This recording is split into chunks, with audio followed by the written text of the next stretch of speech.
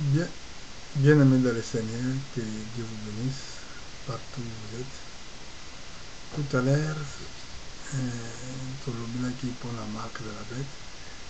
Mais la Bible a tout associé à tous ces mystères que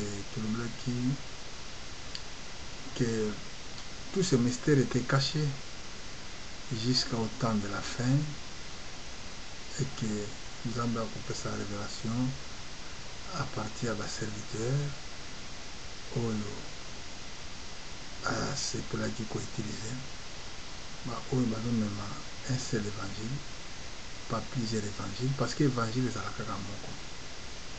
Mon yango Paul alobaki na mukanda na Galate na chapitre 1 na verset 6 alobaki nazali kokama mingi bozali kodétourner tellement vite na oyo abengi bino par grâce de Christ mpona kopase na évangile mosusu ezali te ke eza na évangile mosusu mais ezali na baye bazali kotrouble bino oyo balingi babongola évangile ya Christ. Et puis abakisaki soki ngai moko ou bien un ange du ciel, moi il y a souvent un ange qui vous annonce autre évangile où ils allaient différents na oyo boyandi à la clamade. C'est pour cela biso tobengami mpona koprêche évangile ezali planétaire ezali mpona kodéfendre aucune organisation oyo soi-disant bazobenga l'église parce que l'église ezali l'église toza na un seul église qui est le corps de Christ. Mon église ezoreprésente corps ya Christ eza moko eza ebele te. À cette église c'est l'église parole na ntango loba na Nzambe tozoteya yango ndenge epesameli uta na bapotre parce que Bible elobi na biso tozali totongami na fondement ya bapotre na baprophète. Jésus-Christ ye moko azali pierre angulaire et pas mosusu makomi na Bible pierre rejetée pour vous les baptisés oyo ekomi principal ya angle. Et c'est pour cela ntango nazoteya sango malamu oyo nazali kovise aucune personne l'église te soi-disant mais nazali koteya sango malamu ya Yesu Kristo ye nde azali le Seigneur qui jugera les morts et les vivants. Tolobelaki mpona marque de la bête eza basujet moko trop caché et que mingi bazoteya yango pete mais lelo tolingi tolobela likambo mosusu eza kaka na livre ya Daniel bazobenga 70 semaines ya Daniel. Na kati ya 70 semaines ya Daniel tozomona même la fin du monde eza soulié parce que problème na biso eza concerné la fin du monde. Ozomona toza koteya kolakisa na église et se préparer pour na rencontre grand rencontre na Christ mais sengeli koyebaka mpe ba réalisation obe ntango makomi ezali kokokisana lelo na kati ya Bible na nga yango bino mpo boza na babible na bino esengeli totala eloko moko soso eza kitoko mpe eza glorieux eza mpona koyeba yango 70 semaines na Daniel. Donc ezalaki ntango Daniel azalaki kobondela na raison ke bajuif bakutamaki na bowumbu na Babylone.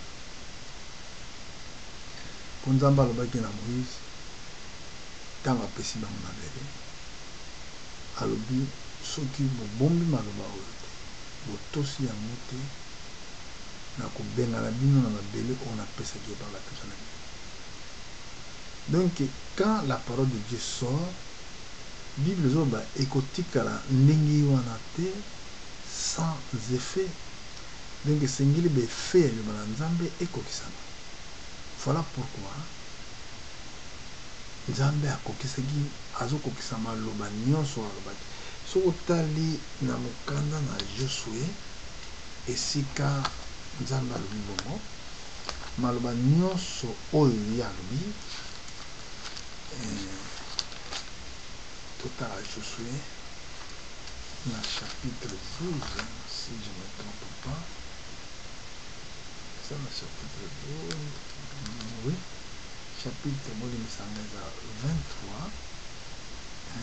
nalongola limite na ngai mpona mona malamu mpo limite eza vu de loin na verset 14 azobaboye. Voici, je m'en vais maintenant par les chemins de toute la terre. Reconnaissez de tout votre cœur et de toute votre âme qu'aucune de toutes les bonnes paroles prononcées sur vous par l'Éternel, votre Dieu, n'est restée sans effet. Tous se sont accomplis pour vous, aucune n'est restée sans effet.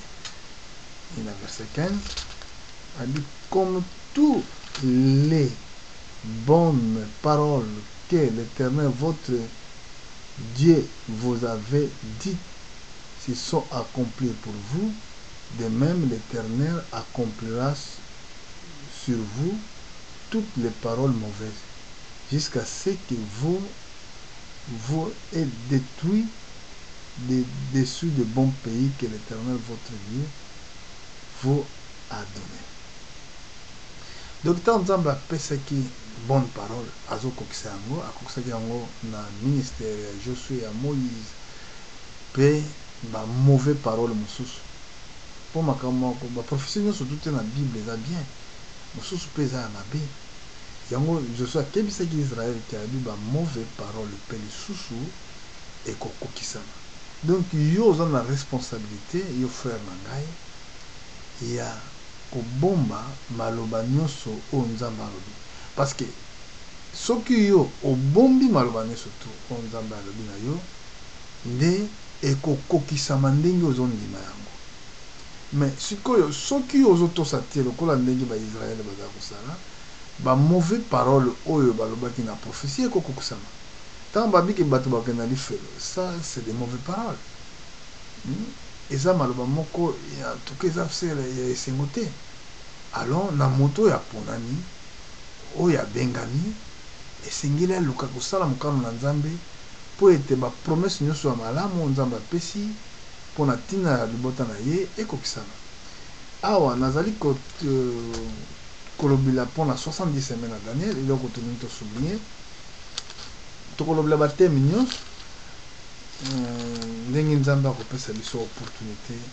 Na 70 semaines na Daniel ezalaki ntango Israël akutamaki na Babylone. Eza kotikala 3 ans mpona réalisation nango yo tanga chapitre nyonso. Mbala moko Daniel abanda kobondela na kokila. En tout cas kokila eza très important. Esengeli bandimi bayeba koluka Nzambe na mabondeli mpe na kokila kabila. Eza très important. Alors Daniel tanga abandi koluka Nzambe na domaine oyo, boye Nzambe ayaki komimonisa. Ayaki komimonisa. Yoka yo mutu na ba problème ya souci ya vie, ya libala, ba problème nyonso tu oyo ezali compliqué na vie na yo, ndenge okosalaka po ete Nzambe azala pene na yo, po ete Nzambe ayanola yo. O reconnaître liboso ke oza mabe, ondima sacrifice ya Yesu kati na croix ki akufaki mpo na yo. Esengeli kondima ke ye nde asukola biso à travers makila oyo asopaki na croix. Et après banda koluka Nzambe na litingia nyonso yika mpiko kolo akomimonisa. Nzambe aza mosika na ote yika kaka mpiko kaka na kobondela Nzambe akoyanola yo. Nga na lingi nakota kati na teme na ngai tango ya azali kobondela ndenge balobi na 21, j'ai parlé encore dans mes prières quand homme Gabriel que j'avais vu précédemment dans une vision prochain de moi de vol rapide au moment de l'offrande du soir m'instruit et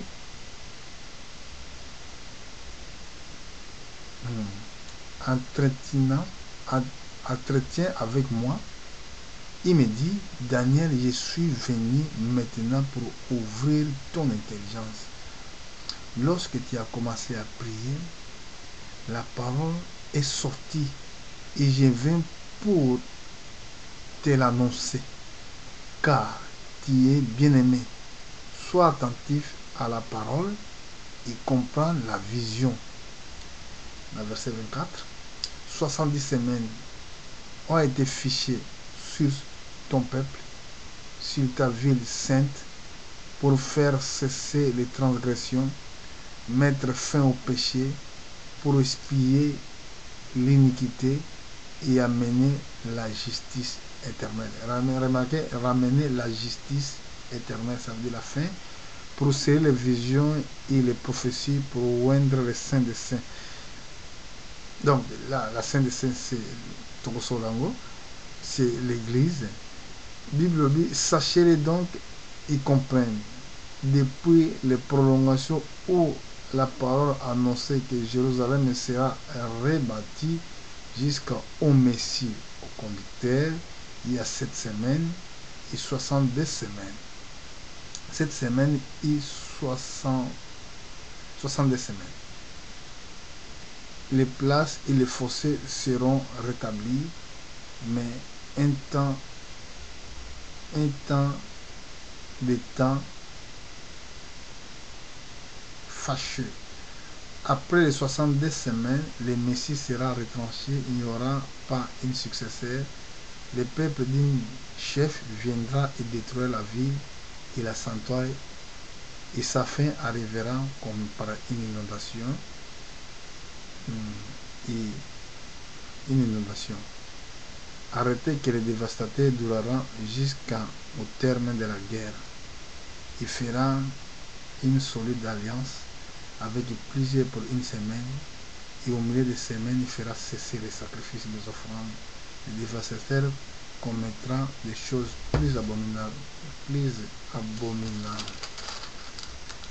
abominables, jusqu'à ce que les ruines, ce qui a été résolu, fonde sur le dévastateur. Fonde sur le dévastateur. Awa makambo ange ayaki koloba na Daniel. Mais de fait que ezalaki période oyo ezalaki concerné ete ye azalaki kaka mpo akoma, parce que Nzambe akomaka liboso avant likambo esalama. Alobi yango, alobaka liboso avant likambo esalama. Nalobi yango na Isaïe, je crois. Isaïe alobi que j'annonce dès le commencement ce qui n'a pas encore accompli. Nzambe alobaka ndenge wana pasa likambo esengeli annoncer liboso na baprophète, et que na ntango oyo ye abongisaki bokomona makambo wana Nzambe alobaki ekokusama. Na Isaïe chapitre 48 na verset 5 abi, de longue temps j'ai fait première prédiction. Ils sont sortis de ma bouche et je les publié. Soudain j'agis, ils se sont accomplis. Donc Nzambe asalaka bongo. Na verset 5 abi, j'annonce de longtemps des choses que je les déclarées avant qu'il arrive, afin que tu dises pas, c'est mon idole que je l'ai fait. C'est mon image taillée ou mon image mentale fondée qui les a ordonnés. Donc Nzambe asalaka bon.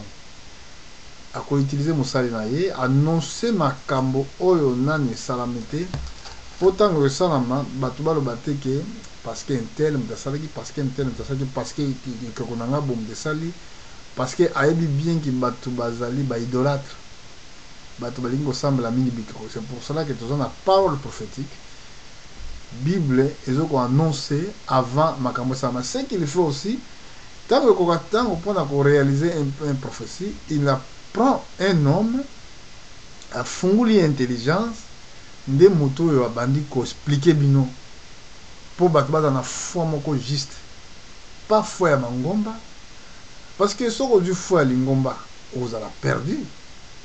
Mais foi oyo bazoloba neti Paul ndenge alobaki ke nazomemela bino kaka liloba na Nzambe te, kasi puissance ya puissant nazomemela bino kaka liloba na Nzambe te, kasi puissance poudre de Deus na portugais bodingisa ngai, po ete foi na bino ezala basé te na bato. Esengeli te ke osala ke kondima na yo ezala basé na quelqu'un.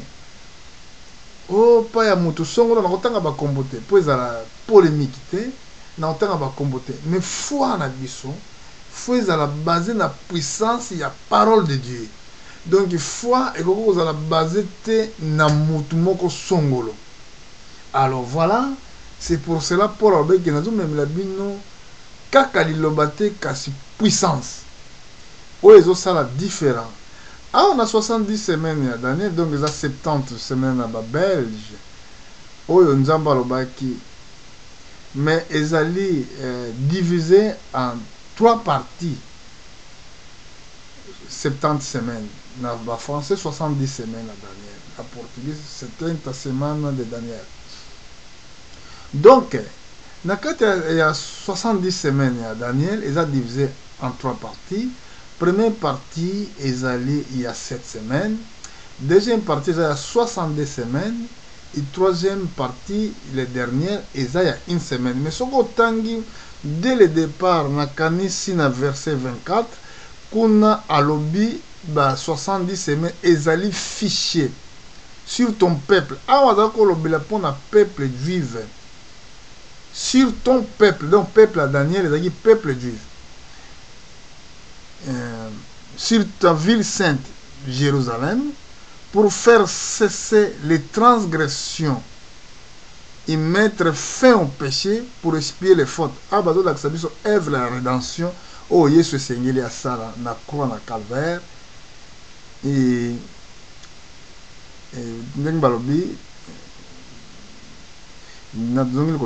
pour les transgressions et mettre fin au péché pour expier l'iniquité et amener la justice éternelle. Pour sceller les visions et les prophètes et pour oindre les saints des saints. Donc, oindre les saints des saints, ils ont le temple. Parce que dans le temple, ils sont divisés en 3 parties. Première partie, ils sont parvis. Deuxième partie, ils sont liés saints. Et troisième partie, ils sont liés très saints. Donc, il parlait dans le temple, il y a Salomon. Mais, beaucoup de monde a une prophétie. Alors, c'était le boss du Cambodge, 7 semaines. 7 semaines, sachez-le donc, comprendre depuis le moment où la parole a annoncé que Jérusalem sera rebâtie jusqu'à Messie. Au conducteur, il y a 7 semaines. Et 62 semaines. 7 semaines, une semaine, ils ont la période de 7 ans. Alors, 7 semaines, c'est les mathématiques, 7 fois 7, on a 49. Où ils ont une période où il y a pour la reconstruction, il y a temple, na ko construire ba mur, il y a Jérusalem, na période il y a Esdras, na Néhémie, tango bazongaki pour na kosala mosala wana. Après 60, il y a une période de 62 semaines à Daniel. Si on sait 62 semaines, on calcule fois 7, et on peut savoir année où il y a qui, tant qu'on colle à Botamaki, à ça, il y a une œuvre de rédemption après, après 30 ans, qui a bandé le ministère, et Sakola qui banda 3 ans, et puis si Manangonda Kendaki na croix. Donc, ba crucifié na croix. Tant ba crucifié na croix, nde sima ya kozala crucifié nda se quoi qui a na likolo. Donc, banda période wana ekokisamaki période ya 62 semaines ya Daniel. Ekokisamaki 62 semaines. Donc, aujourd'hui, 7 semaines plus 62 ekokisamaki. Bon, mon cette dernière semaine est mis à part. Nde yangonde esika nde tokoniata. Pe toko expliquer. Bon, kobanda période oyo 7 semaines eleki. 62 semaines eleki. Ezaki na prince moko ndengi Bible lobi ayaki a détruit le temple. Et ça qui banal. Donc regardez, tant bien, l'anda pe malam, balobi awa na verset 26. Après 62 semaines, le Messie sera retranché. Il n'y aura pas les successeurs. Le peuple d'une chef qui viendra détruire la ville, les sanctuaires, et sa fin arrivera comme par une inondation. Et il arrête que la dévastation durera jusqu'à terme de la guerre. Tant que Yesu akende likolo, avant Yesu akende likolo, alobaki yango, botala na Matthieu, chapitre 24, ayebisaki ba yekoli. Dans le chapitre 24. Comme Jésus alla sortir du temple, ses disciples s'approchèrent pour lui faire remarquer la construction. Mais il leur dit, voyez-vous tout cela? Je vous dis en vérité, ne restera pas ici pierre sur pierre qui ne soit renversée.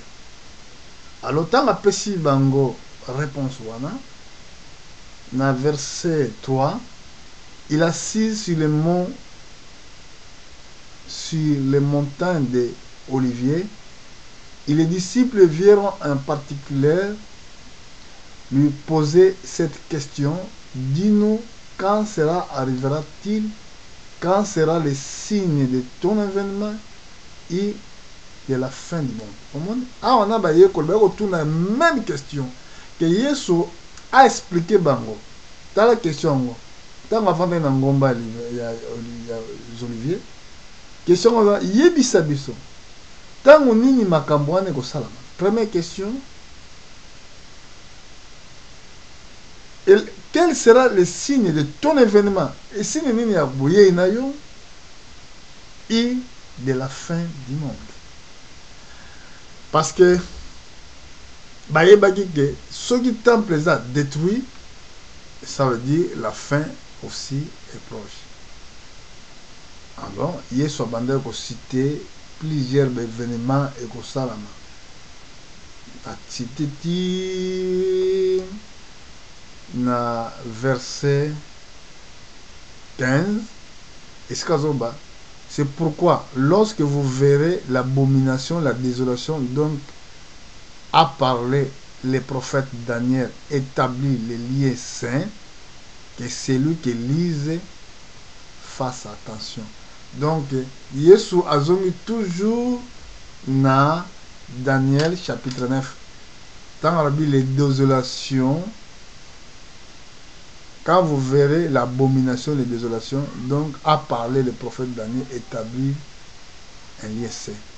Lien saint, c'est un qui Israël qui n'a qu'à temple. Donc actuellement Israël est ressource dans le temple.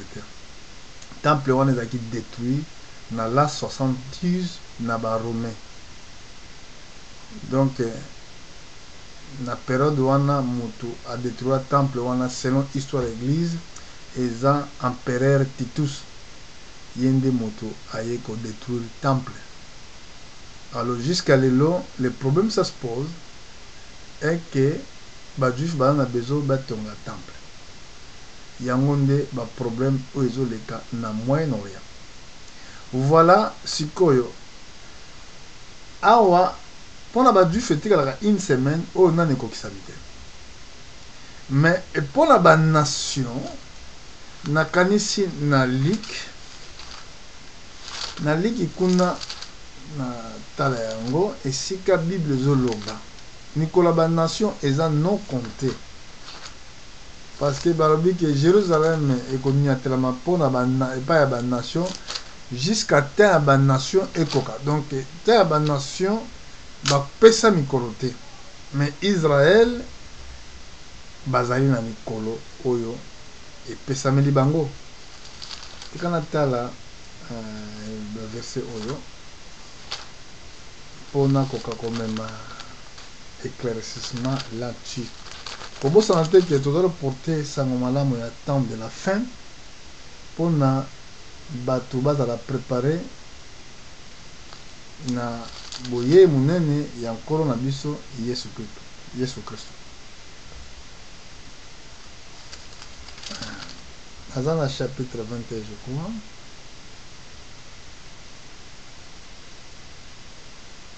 Balobi A, dans verset 20. Lorsque vous verrez Jérusalem investie par l'armée, sachez alors que sa désolation est proche. Alors ceux qui seront en Judée fuient dans les montagnes, et ceux qui seront au milieu de Jérusalem sortez, et que ceux qui seront dans les champs n'entrent pas dans les villes, car ce seront des jours de vengeance pour accomplissement de tout ce qui est écrit. Malheur aux femmes qui seront enceintes, et c'est ceux-là qui allaiteront à ce jour-là, car il y aura une grande détresse dans le pays et de la colère contre le peuple. Il tombera sur le tranche d'épée. Ils seront amenés captifs parmi toutes les nations, et Jérusalem sera foulée aux pieds par les nations jusqu'à ce que le temps des nations soit accompli.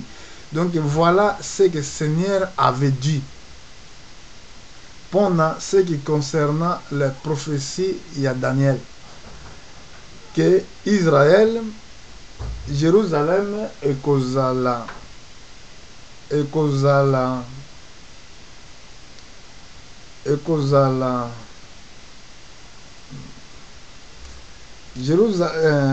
Bible dit, lorsque vous verrez Jérusalem investie pour les armées, ça serait que le temps de désolation est proche. Lorsque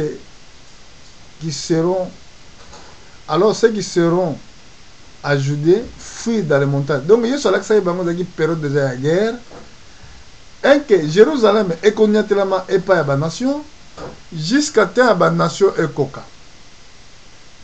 Alors tala ma bombami oyo ba prophète balobaki. Alors eloko ni memi biso awa, eloko memi biso awa pendant qu'on paie sa lumière na certaines ma commissaire kokisama. Donc na la 70 makambo to tangiawa et c'est là ko kokisama muto salaki makambo wana ezalaki empereur Titus.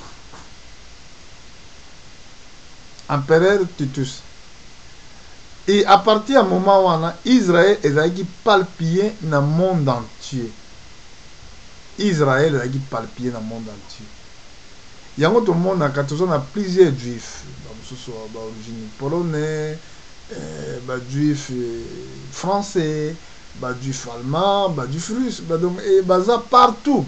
Mais Nzambe a fait ce qui promesse que bakozonga kati na mboka na bango. Yesika na yango yeso lobleki likambo figuier. Alors, ceux qui vont moni figuier, ils allaient comme bourgeonner, ils allaient que été, ils allaient proches. Alors, dans la citation, ils allaient vivre les lots. Mais les lots, dans la nation, est en amitié. Babi, dans verset 24, c'est que ils tomberont sur le tranche d'épée, tranche d'épée. Ils seront amenés captifs parmi toutes les nations, et Jérusalem sera foulée aux pieds par les nations jusqu'à ce temps des nations soit accompli. Boye, tant de nations, dans la tenté, tant de bango est limité. Mais par contre, il y a des juifs qui sont limités. C'est pour cela que Israël montre les croyants. Pona koyeba ke tanini to komi okokota na montre koyeba ke toza 10 heures, toza 11 heures, mais pona koyeba tanini to komi selon la prophétie, faut tourner regarder Israël. Yango zali montre ya ba croyant. Mais pour l'instant, eloko ni ezoleka. Toza ce qu'on a 62 semaines. Pardon, on a une semaine de tika la pona ba juif. Na kata une semaine wana les lois atteintent la nation. Nous sommes l'église des nations. Oyoyo, tozaki na mosakoli apôtre Paul. O nzamba tindaki pona komema sango malamu na ba non juif. Alors, notre église ya ba nation tant nango kosila na enlèvement. Bible bindema na mokanda na Thessaloniciens. Na mungongo na voix ya archange, na trompette ya nzambe, bakufi na kolo bakosekwa liboso. et que biso totika na bomoi tokomata elongo na bango kino na mapata. Là bazo lobela pona problème ya église ya ba nation. Mais faut qu'on comprendre pe eza na ba promesse ou ezali na ba promesse pona ba juif. Parce que na 70 semaines na Daniel au tototanga teka la une semaine oyoyo ezolobela pona ba juif. Na kati ya ba promesse wana oyo ya ba juif après enlèvement nde tokomona a en Apocalypse soki enlèvement esalami ya église nsima nango nde nzambe akotourner regard na ye vers Israël. Ozomona ça, il faut que l'église connaisse ça. Ozomona mukolo enlèvement ekosalama nzambe akotourner miso na ye vers ba juif pona kokokisa une semaine oyo etikalaka. Apôtre Paul alobi yango, je nayebi soki nakomona yango na mokanda na Romains chapitre 11. Na Romains chapitre 11 Paul azolobela pona ba juif.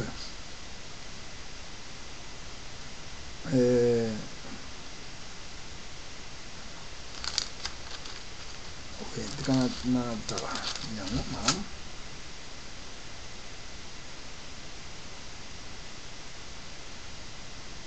alors, le verset 25, le chapitre 11, alors, que car je ne veux pas que frères, que vous ignorez ces mystères, afin que vous regardez point comme les sages. Une partie d'Israël est tombée dans l'endurcissement jusqu'à ce que la totalité des païens soit entrée. Ainsi, tout Israël sera sauvé selon ce qui est écrit. Les libérateur viendra de Sion et détournera de Jacob l'impiété. Il se sera mon alliance avec eux lorsque je ôterai les péchés. Et ce qui concerne l'évangile, ils sont ennemis à cause de vous. Mais ce qui concerne l'élection, ils sont aimés à cause de leur Père, car les dons d'appel de Dieu sont irrévocables. De même que vous avez autrefois désobéi Dieu et que par leur désobéissance, vous avez maintenant obtenu miséricorde. De même, il maintenant désobéit afin que par la miséricorde que vous êtes faite, obtenir aussi miséricorde. Car Dieu a refermé tous les hommes dans désobéissance pour faire miséricorde à tous. Donc là, nous avons besoin pour nous expliquer. Là, la Bible s'interprète elle-même. La Bible s'interprète elle-même à ce qui concerne même quand il y a des juifs. Il y a beaucoup de gens qui ont dit mais Keba, Nzambe a bon qu'on a quand le batté. La Bible était je bénirai celui qui te bénira, je maudirai celui qui te maudira. Il parlait à Abraham. Il y en a qui bénir la postérité à Abraham. Parce que Nzambe a fait qui promesse n'a bénir ou à bénir yo, et n'a maudire ou à maudire yo. Et toutes les nations de la terre seront bénies de toi. Donc voilà, c'est pour cela que nous devons se garder vers ce peuple-là. Donc, bisson tozali église ya ba nation. Alors, ils ont un tango et que ministre tango enlèvement ko intervenir. Nzambe akobala mo Congo et pas ya ba nation akotourner regard vers les juifs. Bon on attend wana nde une semaine nous akotikala et kokokisama. Yango bomoni na livre Apocalypse na chapitre 11 ezolakisa biso une semaine oyo etikalaka wana. Ntango toke tomona yango na chapitre 11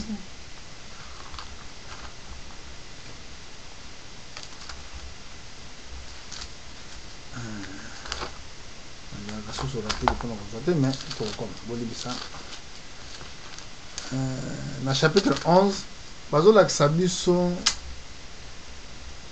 likambo ya deux témoins. Tokenda na 12 Dans le chapitre 12, il y a un enlèvement à l'église. Ah, babi, moi, si la femme et le dragon, il y a un enfant. Naebi ke boyebi ke mwana ya mobali elinkolobla laksini. Mwana ya la femme ezo laksa église. Dragon ezo laksa diable. Il enfant mwana mobali ezali bandimi oyo bakomi na connaissance ya vérité. Kati na église ya Dieu vivant esika bandimi oyo bakobima oyo bakomi na connaissance ya vérité. Mpona kopesa mwa éclaircissement mpona verse wana botali na nga na Exode, nakasi na livre ya Exode esika na chapitre 4 verset 22 si je ne trompe pas, là oyo Nzambe azobenga Israël son premier né. Azobenga Israël mwana na ya mobali, metango babi Israël mwana mobali ezakolakisa na bana basi bazalaki. Donc Israël ezalaki bana mibali te, ezalaki ensemble basi na mibali na bana oyo bazalaki kolakisa ensemble Israël. Mais yoka ndenge Nzambe azoloba na chapitre 4 na loka yango ebi boye na verset 22 babi, tu diras à Pharaon, ainsi parle l'Éternel, et parle l'Éternel, Israël est mon fils et mon premier-né. Je te dis, laissez aller mon fils pour qu'il me serve. Si tu refuses de le laisser aller, voici je ferai périr ton fils, ton premier-né. Donc là, Nzambe a traité Israël comme son premier-né. C'est pour cela ici, Bible zolobela pona tina ya église. Bon, babi ni grande signe ezaki na likolo, moi c'est enveloppé na soleil, la ligne sur son pied, une couronne de 12 étoiles sur sa tête. Donc zolakisa soleil de justice, que c'est Dieu, lune sur ses pieds. Les amis, beko na Nzambe ezali ligne ya makolo na biso, et couronne de 12 étoiles sur sa tête. Donc, qui avait l'enseignement des 12 apôtres. Azalaki na zemi, azalaki na travail, na douleur, pour abota mwana mobali d'enfantement. Et si les moussous mon na likolo ezalaki dragon, azalaki ya landa bien si koto zonga bien. Tout le bled yango na marque de la bête. Autre signe apparaît encore dans le ciel. Voici était une grande dragon rouge fait ayant 7 têtes et 10 cornes. C'est la même bête. Autre bled na Daniel. Ozomon. Oya telemaki pembeni si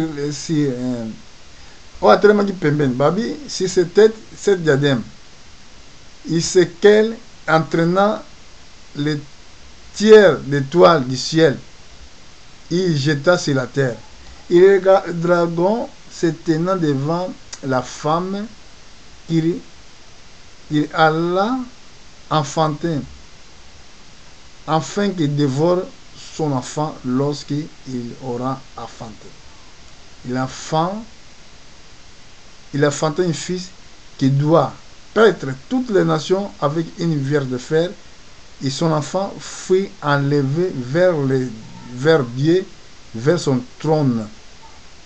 Et les femmes fuient dans le désert où avait lieu préparé par Dieu, afin qu'être nourries pendant 1260 jours.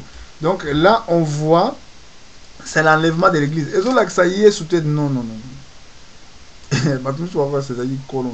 c'est l'église qui va être enlevée. Nathan ya suka o quand ça que dragon o bazolo bla awa a quoi agir na tango ya suka. Et puis tango balobi tango Jean balobaki na koma livre wabi comment makambo oyo makoya makambo eko salama. Donc il a ça verset ozo laksa Yesu te ezo laksa église de Dieu vivant oyo ko kende na enlèvement moi si ali bale ya Christ. Mais landa bien tango épouse que alors oyo bazalaki na Saint-Esprit te faut kolanda ndenge faut qu'on comprendre loko yesu alobelaki yango na lisese 10 vierges elingi ko ba 5 bazalaki sage 5 bazalaki bazoba 5 oyo bazalaki sage parce que babombaki huile eza Saint-Esprit huile eza la parole de Dieu révélée oyo bango babombaki mais na ntango sikoyo 5 vierges bakotaki les 5 oyo bazalaki libanda tanga bien lisese ono ocomprendre alors Bible obi soki totali bien na ba version elandi eloko mona ngino za mokusi na verset 6 de autant. Et les femmes fuient dans le désert où il y avait les lieux préparés par Dieu afin qu'être nourris pendant 1260 jours. 1260 jours, ils allaient 3 ans et demi. Alors, pendant le livre de Daniel, dernière semaine était ils avaient 7 ans. Ah, Babi a mis 3 ans et demi. Oh yo yo, moi si à la nourrir. Mais où? Total, c'est quoi? Puis à la nourrir. Dans le chapitre 11, Bible le Biboye, dans verset